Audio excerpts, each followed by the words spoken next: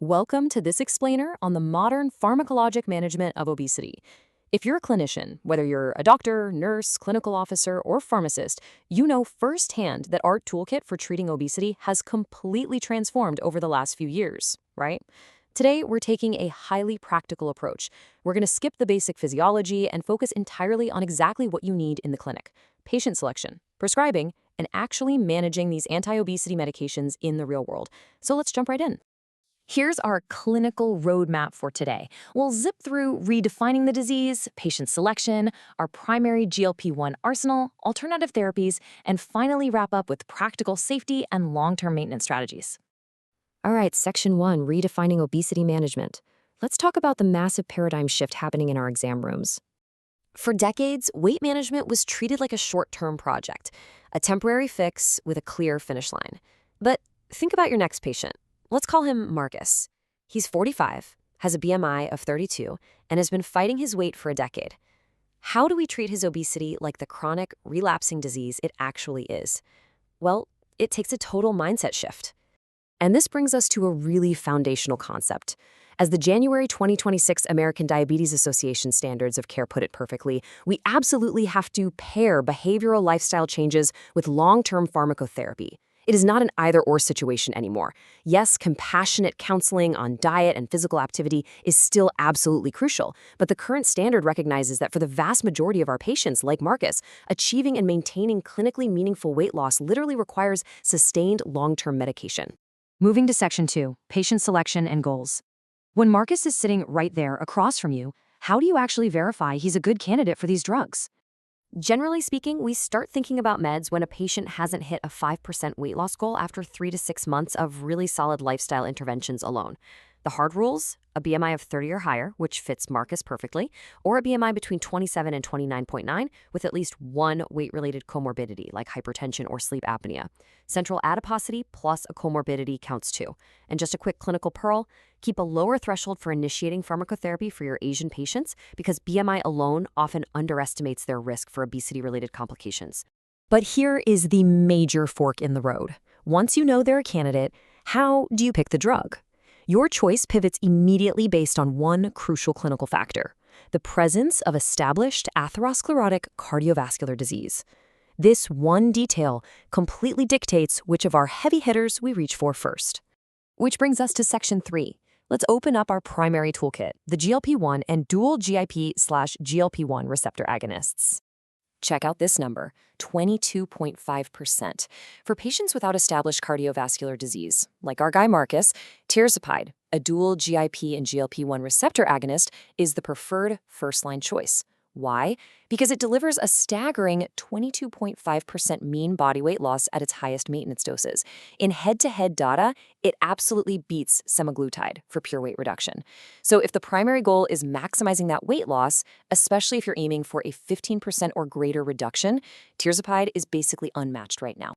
But wait, if your patient does have established cardiovascular disease, the clinical calculus completely changes. Semaglutide becomes your absolute go-to. Specifically, subcutaneous semaglutide at 2.4 milligrams is the only agent proven to reduce major adverse cardiovascular events in this specific population: patients with obesity and established CVD but no diabetes. If cardiovascular risk reduction is the priority, this is your evidence-based champion. So, putting our primary incretin options side by side, Tirzepatide gives you the highest weight loss efficacy, and semaglutide gives you that proven CVD benefit. But we should also talk about orforglipron. As of April 2026, this daily oral non-peptide GLP-1 is an awesome new choice for patients who just don't want an injection. It gives you intermediate weight loss but comes with one tricky clinical nuance. Unlike the peptide-based GLP-1s, orforglipron has CYP3A4 drug interactions, so you've really got to scrub their med list for inhibitors or inducers before prescribing. All right, Section 4, alternative pharmacotherapy options. Because let's be real, in everyday practice, GLP-1s aren't always accessible, tolerated, or covered by insurance. If we have to pivot away from incretins, phentermine topiramate offers the next best efficacy. But a major warning here: it's teratogenic, so you need strict pregnancy protocols for females of childbearing potential, and you absolutely cannot use it in uncontrolled hypertension. Naltrexone bupropion is another solid route, but definitely avoid it if your patient has a seizure disorder. Finally, for patients with severe hypertension or CVD who simply can't access a GLP-1, Orlistat is still a safe fallback. You're just going to have to aggressively counsel them on those notorious GI side effects. Moving on to Section 5, prescribing, monitoring, and safety. Picking the drug is really just the starting line. Active, careful clinical management is how we keep patients on therapy. Here is your standard bread and butter monitoring protocol for incretins. Step 1. Start at the lowest dose and titrate up no faster than every 4 weeks. Step 2. Keep a close eye on GI tolerability. Nausea's super common, but it usually passes if they stick to smaller, lower-fat meals. Step 3 is crucial. At the 12-week mark on a therapeutic dose, you've got to check for a 4 to 5% total body weight loss. Step 4. If they haven't hit that 5% mark, the data tells us the drug probably won't give them meaningful long-term results. At that point, you should typically discontinue it and try a different agent entirely. Now, we desperately need to talk about a startling safety concern that really crystallized in April 2026. Systematic reviews are showing a major clinical issue. Almost 35% of the weight lost on GLP-1-based agents can actually be muscle mass. 35%. That far exceeds the 25% benchmark we normally expect with standard lifestyle weight loss. We aren't just burning fat here. Patients are losing lean muscle, which can be absolutely devastating to their long-term metabolic rate and functional health. So how do we mitigate this risk? You have to counsel your patients aggressively from day one. You need to prescribe a high dietary protein intake and literally mandate regular resistance training as part of their routine to protect that lean mass. Make sure they're staying hydrated and getting their vitamins, because those caloric deficits are going to be deep. And here's a massive clinical red flag. Do not let your patients microdose.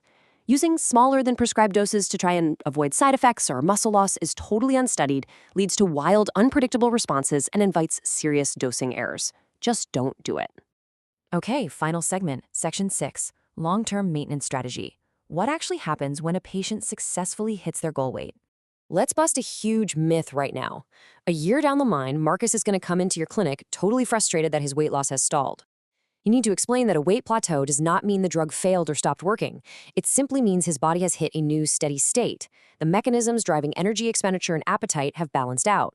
The medication isn't failing. It's actively working overtime to hold the line against the body's natural biological drive to pack that weight back on. And we know exactly what happens if you stop the medication because they hit their goal. The clinical data is crystal clear and, honestly, pretty unforgiving. If you take them off the drug entirely, patients will regain an average of 0.4 kilograms every single month. Within 2 years, they're projected to return completely to their baseline weight, erasing all of those hard-earned cardiometabolic benefits. Well, what about just lowering the dose for maintenance, you might ask? A brand new randomized trial from May 2026 looked at this exact scenario with Tirzepatide. Patients who stayed on their maximum tolerated dose maintained nearly 22% weight loss. But the folks who had their dose reduced to 5 milligrams, their weight loss shrank back down to 17%, meaning they regained significant weight. And the placebo group, who stopped entirely, plummeted down to retaining only 10% of their loss. The bottom line, the evidence screams that you need to continue the maximum tolerated dose for long-term maintenance. Do not de-escalate unless the patient is losing beyond their target. Which leaves us with this final critical thought to reflect on in our daily practice. If we fully acknowledge, based on all the pathophysiology and trial data, that obesity is a lifelong, relapsing, chronic disease, just like hypertension or type 2 diabetes, why do we ever counsel patients as if there's a finish line? Our commitment to treating obesity and our patients' commitment to managing it has to be a lifelong, sustained partnership. Thank you so much for joining this explainer, and I truly hope this empowers your clinical decision-making the next time you step into the exam room.